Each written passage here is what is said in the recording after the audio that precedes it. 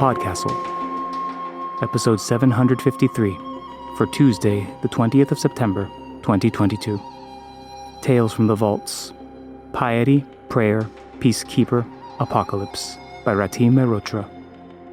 Rated PG-13, with a content warning for suicidal ideation.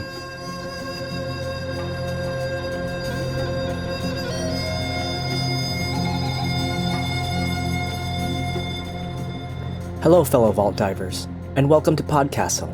I'm Andrew K. Ho. I'm a Chinese-American speculative fiction author and one of the Castle's new associate editors. My latest story was published in Diabolical Plots for July 2022.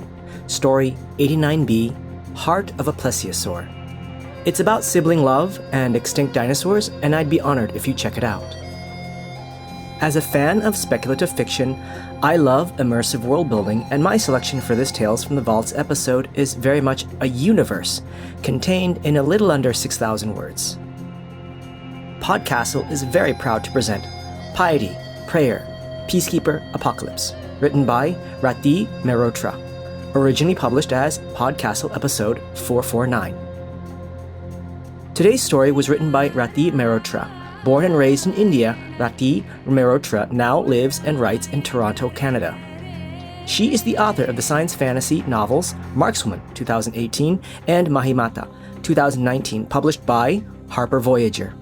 Her YA fantasy debut novel, Night of the Raven, Dawn of the Dove, is forthcoming from Wednesday Books in October 2022. Her short fiction has been shortlisted for the Sunburst Award, nominated for the Aurora Award, and has appeared in multiple venues, including the Magazine of Fantasy and Science Fiction, Lightspeed Magazine, Uncanny Magazine, Apex Magazine, PodCastle, and Cast of Wonders. Find out more about her at ratiwrites.com or follow her on Twitter at Rati_Merotra. Your reader today is Stephanie Malia Morris. Stephanie Malia Morris is an MFA candidate at the Missioner Center for Writers at the University of Texas. She has received fellowships from Kimbilio, Periplus, and Voodoo Knots, and is a graduate of the 2017 Clarion West Writers Workshop. Her short fiction has appeared in Faya, Pseudopod, Nightmare, Apex Magazine, and Lightspeed. Her short story, Bride Before You, was adapted as a short film as part of the anthology horror noir on Shudder. Get yourself some popcorn, silence any internalized weapons of destruction if needed, especially if you have weapons named Apocalypse, and enjoy the story. Piety, Prayer, Peacekeeper, Apocalypse, by Rati Merotra. Sorukara had been hunting her death for many years before she arrived at the crumbling old port of Tyron. She camouflaged her skimmer and stalked up to the rusty gates as the sun set over the citadel, the fishy tang of the sea sharp in her nostrils. The smell of childhood, the smell of things best left buried. It was why she usually avoided ports. This time, though, she had no choice. She was to deliver a letter, like a common messenger. She had not questioned the inanity of her assignment. One did not question the voice of the Star Emperor. One merely obeyed it. Halt! Crossed spears barred her way into the passage under the city walls. A man with the insignia of the Omnia Falcon stepped up to her. No one enters the city between sunset and sunrise. Sorukara swept her gaze over the company. A captain and 10 guards, and they expected to take on a death hunter. Possibly they did not know who she was. She withdrew the letter with the seal of Yimri and waved it in front of the captain's stony face. A message for Queen Lauriel from her master. It cannot wait till morning. The captain held out a gloved hand. Give it to me and I will deliver it. No, said Sorukara, feeling her patience crumble. I must deliver it myself. Do not delay me, Captain. I have skimmed 6 days across the continent to reach your little village. Is this how you treat messengers from the Star Emperor? Village? Said the captain, affronted. Tyron is the capital of Umnia. Watch your tongue, messenger.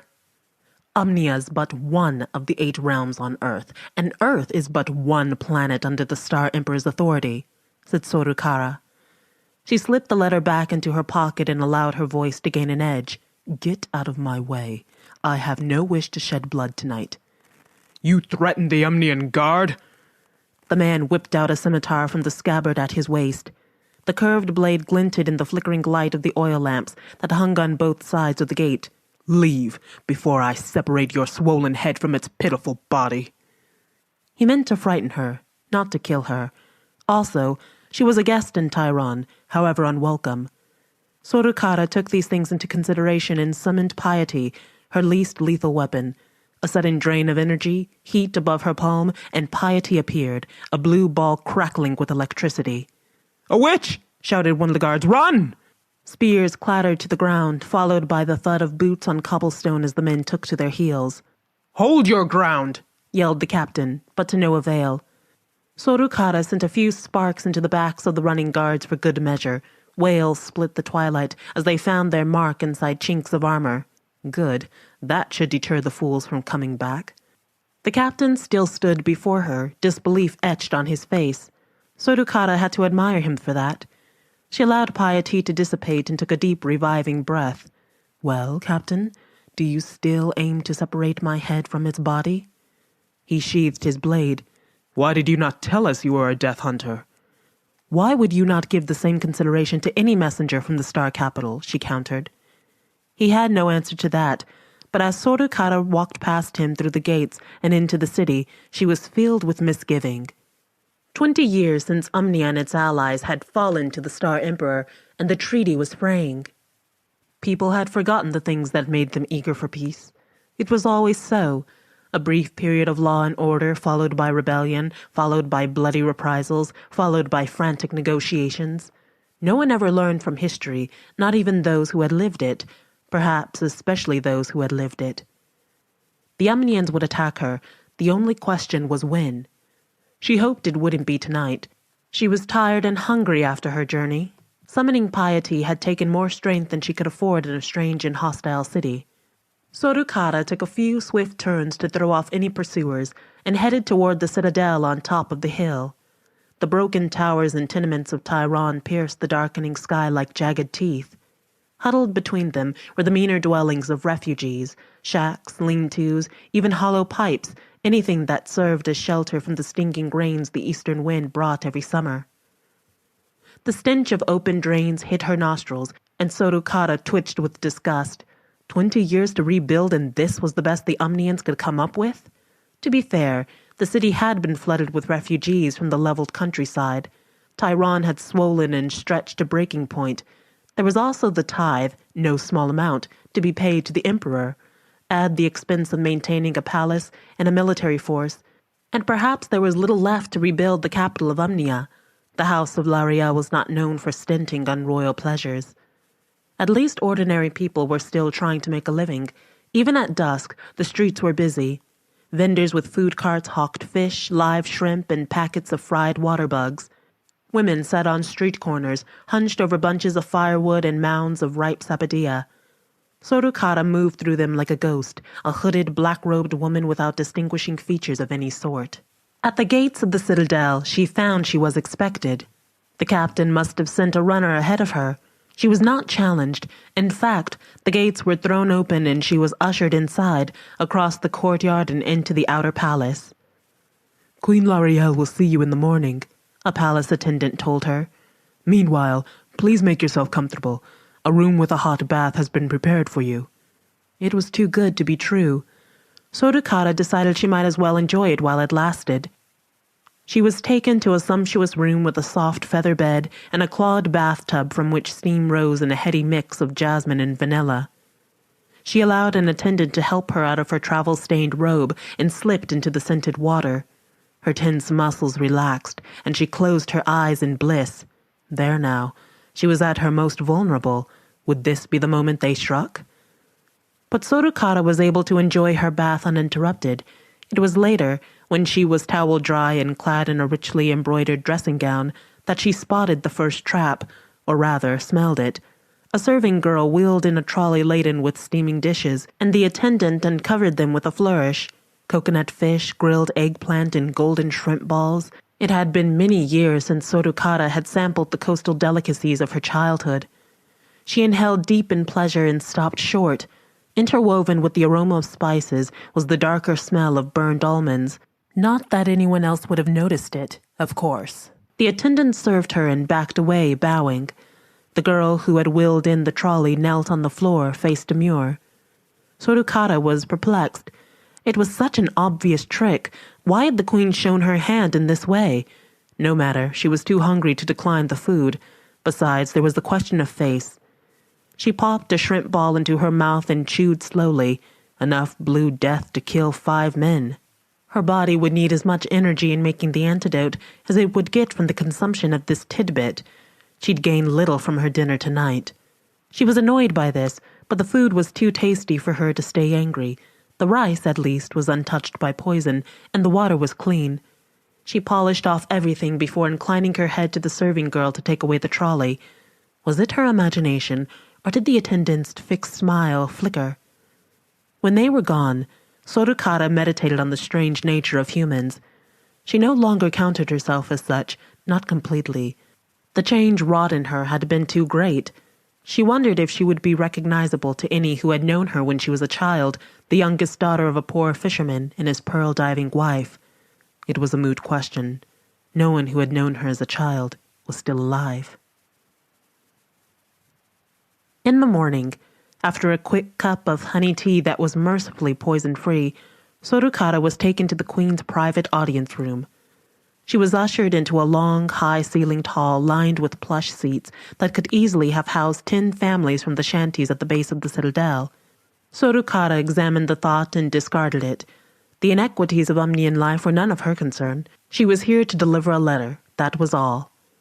A tall, slim woman with a silver circlet on her head stood with hands clasped behind her back, facing a stained glass window, apparently oblivious of her entry.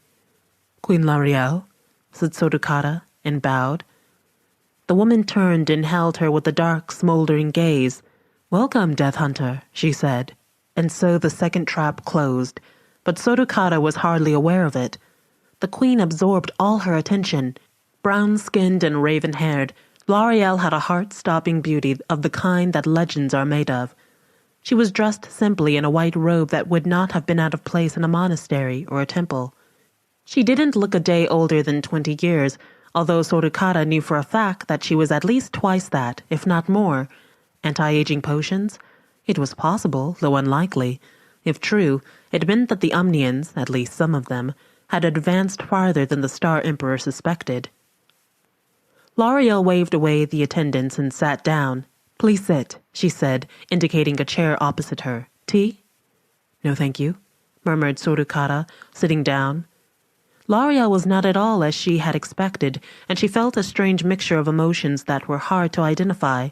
She would think on them later. For now, she must slow her pulse and present a cool, calm exterior to the queen. L'Ariel watched her, a small smile playing on her lips. Sorukata thought of how she must appear, a plain, diminutive woman with shaven head, the Star Emperor's sigil pale on her dusky cheek, and a feeling of discomfort took hold of her. "I suppose you are wondering why I am here?" she said, more abruptly than she had intended, withdrawing the letter from her robe. "I suppose you are wondering why your dinner last night had enough poison to kill 100 men?" said L'Ariel. Sorukata was unable to prevent a tiny gasp of surprise, and the queen laughed. She leaned forward and rested her palm lightly on Sorukata's knee. "I am sorry. I have heard so much about death hunters. It is the first time one has graced the palace since I took over from my mother. I knew you would be able to neutralize the toxins. Call it an experiment. Please forgive me. It will not happen again." The queen's hand was warm, too warm. It sent a tingle into Sorukata's skin, right through the robe. She did not stir, but after a moment L'Ariel snatched back her hand as if she, too, had been burned. "Tell me, Sorukata," she said, "why are you called death hunters? Is it because you can kill people so easily?"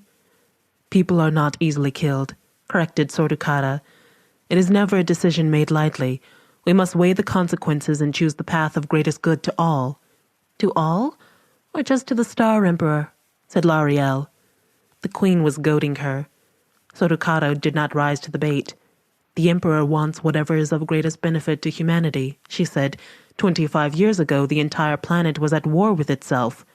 25 years ago we were free, said L'Oreal softly. Do you even know what that word means, Death Hunter? Ask that question of the poorest in Tyron, said Sordukata, the woman who barters her flesh to feed her child, or the boy who dies for abalone instead of going to school. Then tell me what their answers are. The queen recoiled as if she had been hit.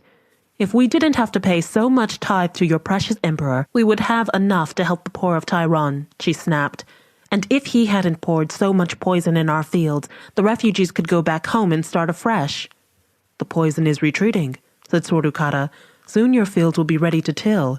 A lie my people will not readily believe, said L'Oreal, not when they have seen his handiwork with their own bleeding eyes. It is no lie, said Sordukata, feeling a stab of irritation. The queen was being illogical, and the emperor is not a he. The queen waved a dismissive hand. He, she, it, tentacled creature from the depths of the ocean, figment of our collective dreams, does it matter? All that matters is how we have been enslaved. When Sordukata did not respond, she said, You did not answer me. Why are you called Death Hunters? It is our own death we seek, said Sordukata. It was a bit more subtle than that. Her own name, words taken from her native tongue, not that she remembered it any longer, meant seeker of endings. Surely it is almost impossible to kill you, said L'Oreal, a small frown marring her oval face. Sordukata inclined her head. Almost, she agreed. People were always inquisitive about Death Hunters, even envious. If they knew the whole truth, they would thank the stars for their frailty, their ordinariness. What level are you? Asked the queen, adding, Do forgive my curiosity. 4, said Sordukata, the highest level. A hungry look came on L'Oreal's face. 4, 1 for each weapon. I was told what you did at the gates of Tyron. You could demolish my entire city, couldn't you? Sordukata thought of Peacekeeper, coiled within her like a tiny helix of the sun itself. Possibly, she said. It is not an eventuality I anticipate. L'Oreal threw her head back and laughed. It was a hearty, honest sound, unexpected in the velvety stillness of the hall. She wiped tears of mirth and reached for Sordukata's hand. I'm glad you do not, she said.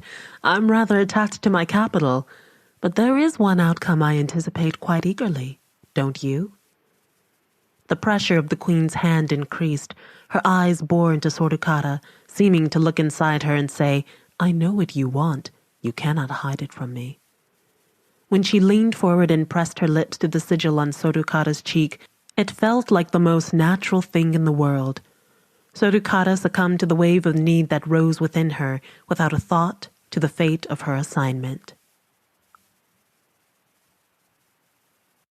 It was not unknown for Death Hunters to take lovers. Such liaisons were, of necessity, brief and contractual in nature. There had been a man once who reminded Sordukata of her father. She slept with him twice before realizing he had nothing she needed. There had been women, too, who were only too eager to use their bodies to gain the favor of a Death Hunter. But there had never been anyone like L'Oreal. She was passionate and exacting, utterly skilled in the art of giving and getting pleasure. Sordukata found herself obeying the queen's every command, even as a part of her, the part untouched by the frenzy of copulation, watched, distant and amused. So much for her vaunted inhumanity. There was a lesson in this, and the learning of it would be painful at best. Later, when they lay entwined in the damp silken sheets of the queen's massive four-poster bed, L'Oreal asked, What is your real name? I don't know, said Sordukata, stroking L'Oreal's hair. It is among the many things I have forgotten, or rather, chosen to forget. What lovely hair the queen had, like the thick, soft curtain of night itself. Her own head was shaved every month, like that of all 16 Death Hunters, 1 man and 1 woman for each realm, and nothing to distinguish them but the levels they had attained. How old were you when you were chosen? Asked L'Oreal. 6 or 7, said Sordukata. I really don't remember much at all. But she could. In her mind's eye, the Emperor's starships blotted the blue sky above her home and rained death on her people. She heard screams and cried for her mother, but her mother had gone diving, and her father lay twisted on the sand, the skin peeling from his bones. The sea roiled and the land heaved. Something hit her head and she blacked out. She woke in a glass cage, unable to speak or move. And then the true nightmare began as Ymri appeared to her in all their hideous glory. "What is it?"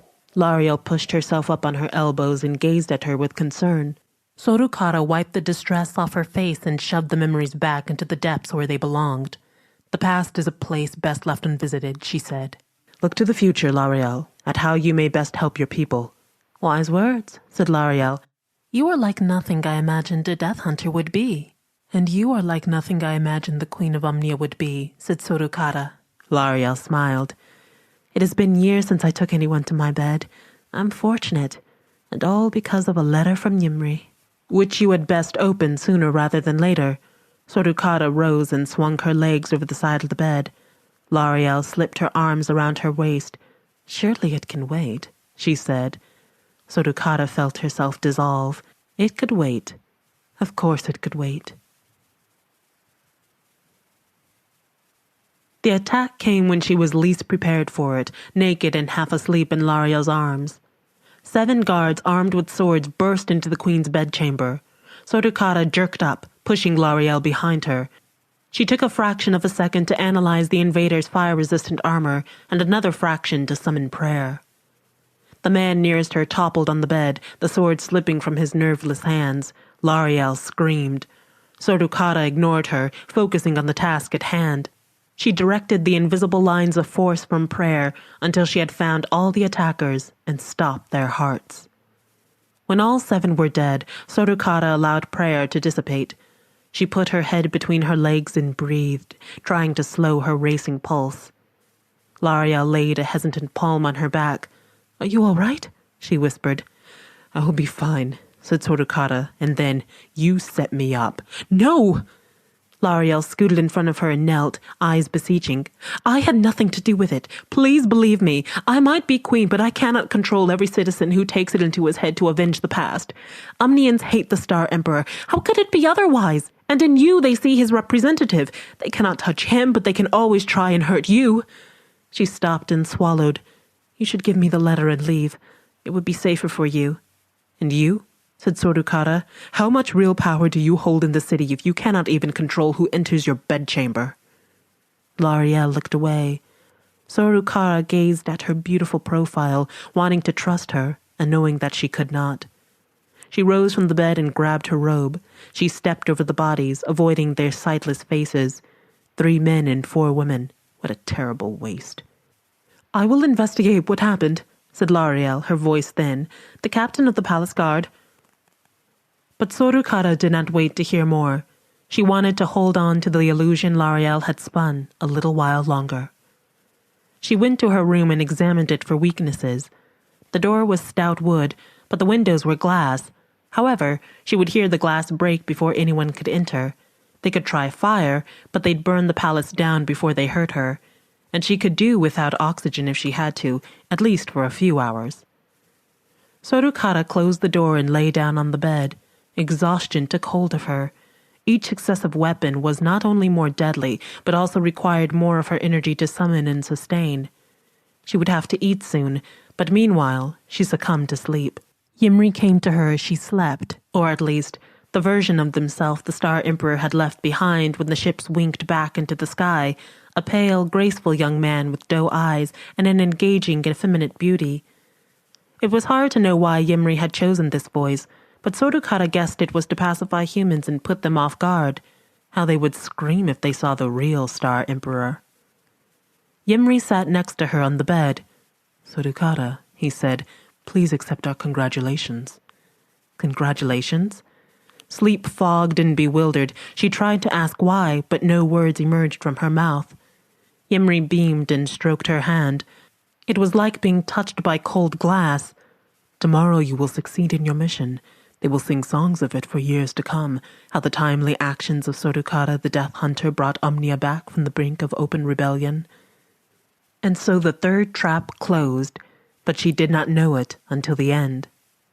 Long after Ymri had left, she continued to dream of the monstrous vision she had seen as a child, trapped in a glass cage with nowhere to hide.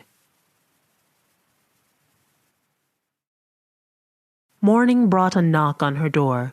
Sorukata was instantly awake.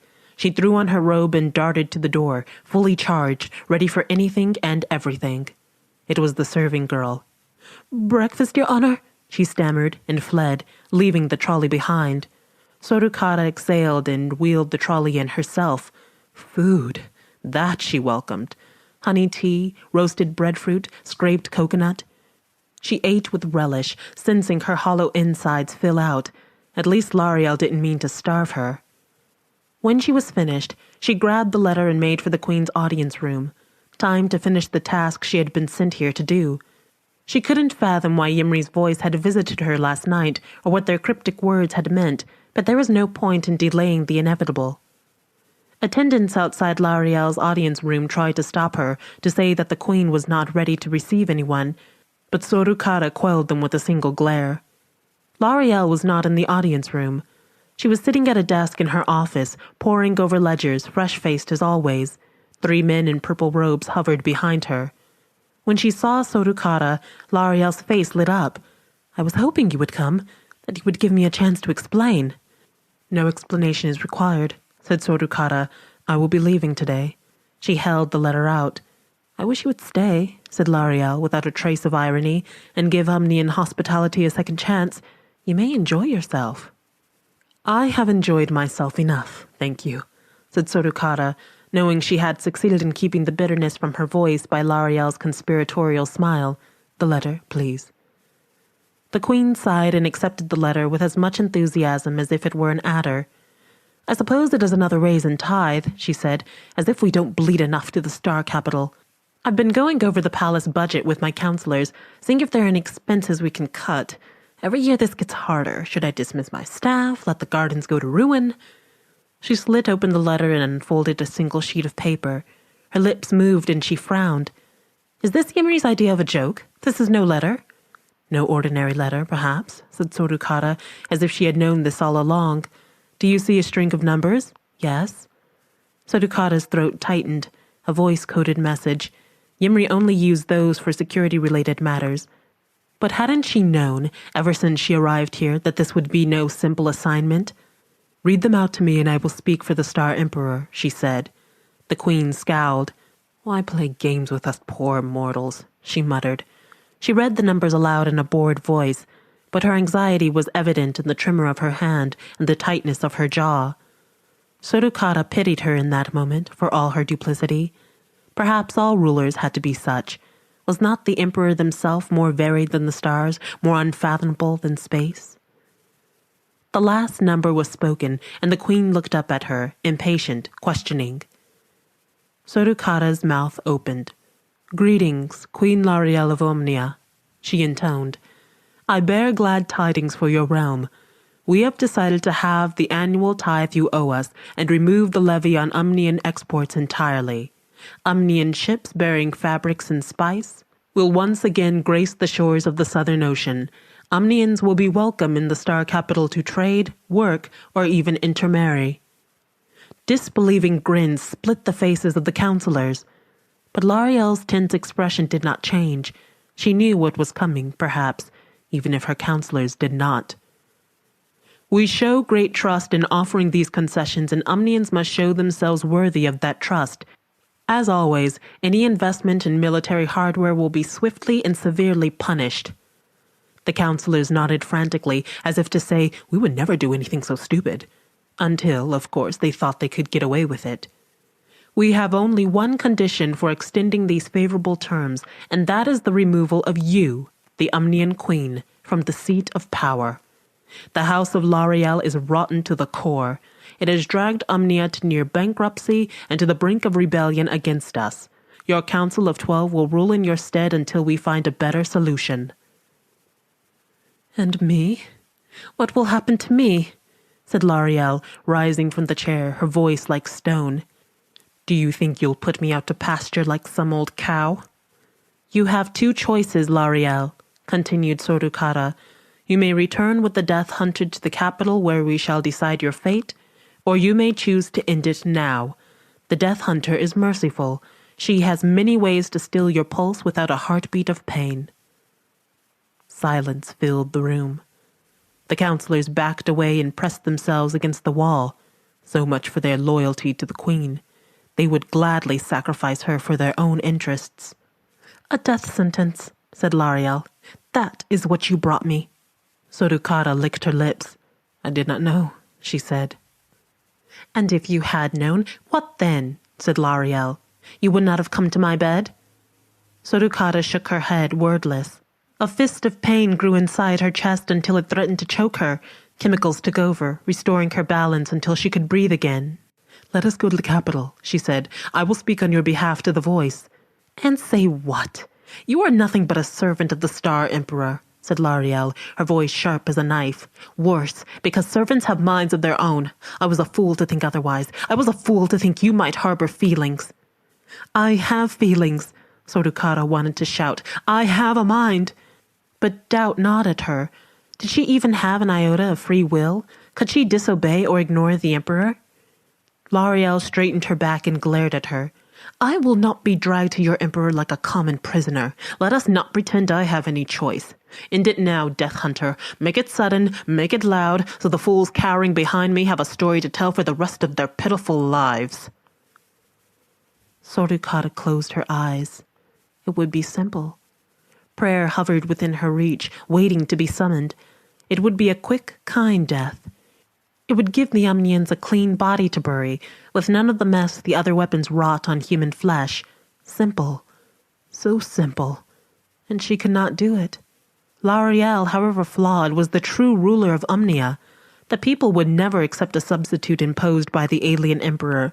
How much blood would flow before another treaty was negotiated? Sorukara turned and left the room. She walked down the hall and on to the gates of the outer palace. She flung off her veil, revealing her shaven head and the sigil on her cheek. The guards took one look and backed away from her. She smelled fear as she passed through the gates. When had her presence evoked anything else, save for those few hours with L'Ariel? But thinking of L'Ariel only brought sadness. The queen would die, if not by her hand, then by another's, unless she can make Yimri rethink their strategy and give the queen a reprieve. Sorukara made her way down the hill toward the harbor. Just mid-morning, and the air was already thick and warm, laden with the reek of fish and sweat. The harbor was a hive of activity. Men and women hauled crates, auctioned the morning's catch, and lined up to board commuter ferries. Children in ragged clothes ran underfoot. Sorukara slipped through the noise and bustled to the far end of the dock where it was quieter. Bamboo rafts and reed boats tied to the dock bobbed in the swell of waves. Others were being pulled up on the pebbly beach by their owners. Sorukara approached a bare-chested, sinewy young man and touched his arm. He jumped around, eyes widening. "How much for the boat?" she asked. But he would not answer. In the end, she gave him far more than the boat was worth, to compensate him for the days of lost fishing before he could make another. She perched inside, and the man pushed the boat out to the water. She paddled a few strokes. The boat caught the swell and skipped away from the beach. Sorukara closed her eyes and, haltingly at first, began to sing. "My mother, the sea serpent, eyes bright as jewels, guards the gates to the underwater world. Mother, let me sing you to sleep. Mother, won't you let me through safely?" A pearl diver's song, her mother's song. Apt that she should remember it now, when she was surrounded by the roar of the sea. A wave crashed against the side of the boat, drenching her. She licked her lips and tasted salt. Hours later, when she was far enough away that she could barely see the outline of Tyron's citadel, Yimri appeared opposite her. Not the doe-eyed voice they had installed in the star capital, but a miniature shadow of their true self, a segmented body contained within an exoskeleton, each segment self-aware, self-replicating, many-eyed. "You are not ready," they said. "It is too soon." Sorukara swallowed, but did not look away. "Did you not say it yourself? We can use the fourth weapon when we have no other choice. It is the only way." Apocalypse, tucked within her like a dark secret, stirred and uncoiled itself. "You have a choice," said Yimri. "You can choose to obey us and return to the star capital. We have so many hopes for you." I have but one hope for myself, said Sorukara, that I might find the end I have been seeking. There are no true endings, said Yimri, only beginnings. Let it be L'Ariel's beginning then, she said. Let no weapon be used but mine. The queen tried to kill you, said Yimri. She is human, said Sorukara. In dying I will gain her loyalty, and so will you. Is this not what you truly need? Yimri did not say more.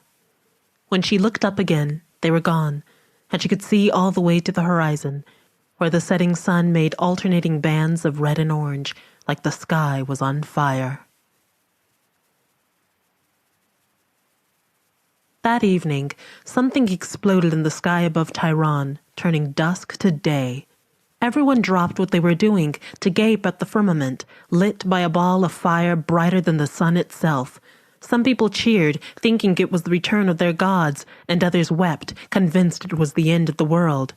The more learned speculated on the possibility of gravitational collapse of a massive star. Everyone had a theory, and no one was right. As the days passed, the star grew dimmer until it was just another pinprick in the sky, like Mongol or Shukra. But unlike them, it never moved across the sky. It stayed fixed in the same position, directly overhead, as if it watched over the city. People never stopped looking at it, never stopped wondering what it was, and gradually it came to be called Kahina, the protector. For was it not with the appearance of Kahina that the luck of Umnia turned? Queen L'Ariel finally showed some spine and stood up to the Star Emperor. The tithe to the Star Capital was halved, the levy on Umnian exports was lifted. When the news broke, people gathered outside the citadel to celebrate, singing songs of how brave Queen L'Ariel had brought an alien overlord to its knees. But Queen L'Ariel did not join in the celebrations. When next she appeared to her people, she wore mourning black, nor did they see her wear anything else to the end of her days.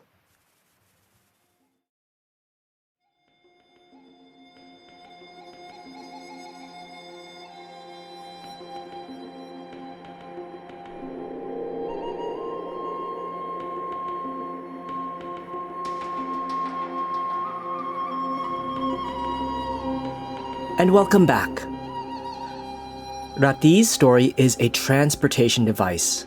From the mythology of what Death Hunters are, to the deadly weapons they keep within themselves, to the city of Tehran and the veiled hostility of the Star Emperor, this tale just took me away. There's plenty to get lost with in this story world, but Sorukara is always the center of attention. Stolen as a child by a colonizing power and transformed against her will to become the Star Emperor's enforcer, she's a character I can't help but feel for. She is the highest level Death Hunter, a wielder of 4 weapons sleeping in her body, but is virtually impossible to kill. She dispatches hostile guards, poisoned food, and palace assassins, but never do I feel bored with her power. She remembers what was taken from her and constantly feels the drudgery of being an omnipotent emperor's tool of oppression. Despite it all, she still finds a kind of love in Queen L'Ariel. She's never completely conquered. "I have feelings," she wants to shout. "I have a mind." It's this defiance that's the heart of the story of resistance against colonization. The Star Emperor has stolen so much from Sorukara, but has failed to take her individuality. Her sacrifice for L'Ariel and her subjects, the unleashing of her final weapon, Apocalypse, is a kind of release for her, but also her final rebellion. It's a sad ending, but an ending that falls in Sorukara's terms. That was our show for this week. On behalf of everyone at PodCastle, our audio engineers, Devin Martin and Eric Valdes, our forum moderator Osakat, your co-editors, Eleanor R. Wood and Shingai and Jerry Kagunda, assistant editor Sophie Barker, host Matt Dovey, as well as all of our amazing first readers, Aidan Doyle, Andrew K. Ho, Craig Jackson, Malia Harrington, Hamilton Perez, Julia Patt, Caitlin Zavanovich, Kiran Kaur Saini, Ryan Cole, Sarah S. Messenger, Shrikupa Krishna Prasad, Tarver Nova, Tierney Bailey, and Ziv Whiteys. Thanks for letting us share another story with you. Be sure to share this episode with your friends, reach out to us on social media, and if you'd like to keep up with all Escape Artist podcasts, head to patreon.com/EAPodcast for more. PodCastle will be back next week with another tale. See you then.